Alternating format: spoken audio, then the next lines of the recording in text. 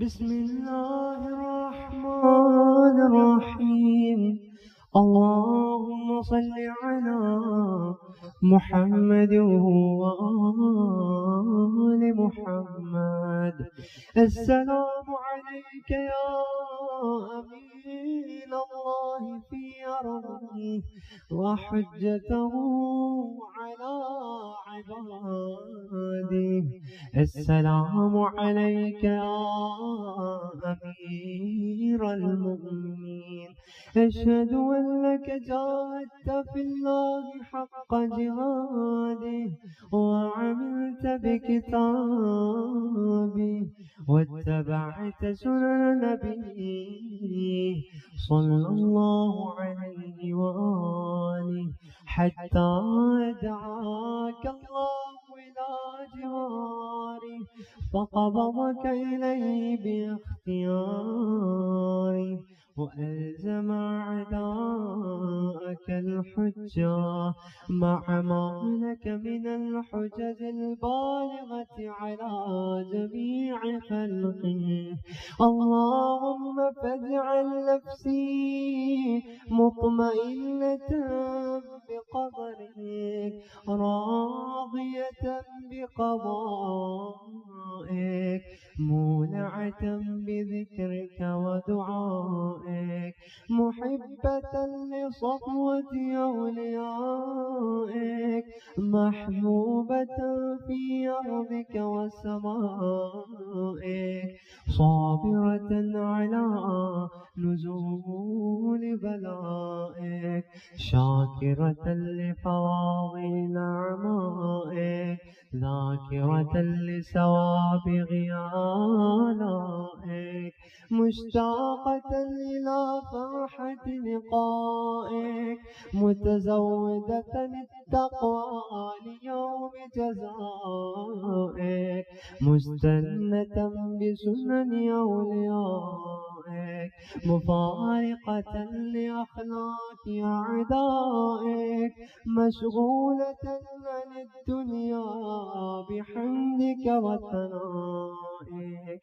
اللهم إن قلوب المخبتين إليك والعة وسبل الراغبين إليك شارعة وأعلام القاصدين إليك واضحة وأفئدة العارفين منك فازعة وأصوات الداعين إليك صاعدة وأبواب الإجابة لهم مفتحة ودعوة من ناجاك مستجابة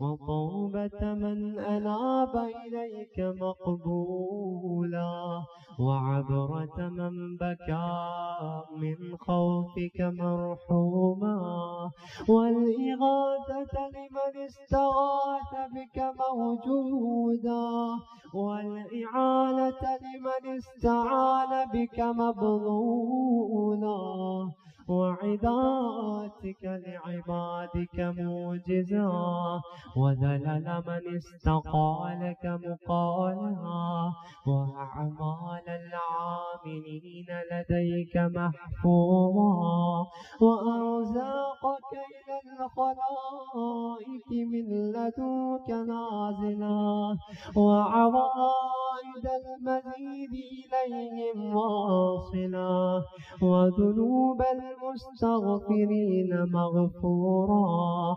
وحوائج خلقك عندك مقضية وجوائز السائلين عندك موفرا وعوائد المزيد متواترا وموائد المستطعمين معدا ومناهل الظماء مطرا. اللهم فاستجب دعائي وقبل ثنائي واجمع بيني وبين أوليائي بحق محمد وعلي وفاطمة والحسن والحسين إنك ولي النعمان ومنتهى مناي وغاية رجاي في منقلبي ومثواي أنت إلهي وسيدي ومولاي اغفر لأوليائنا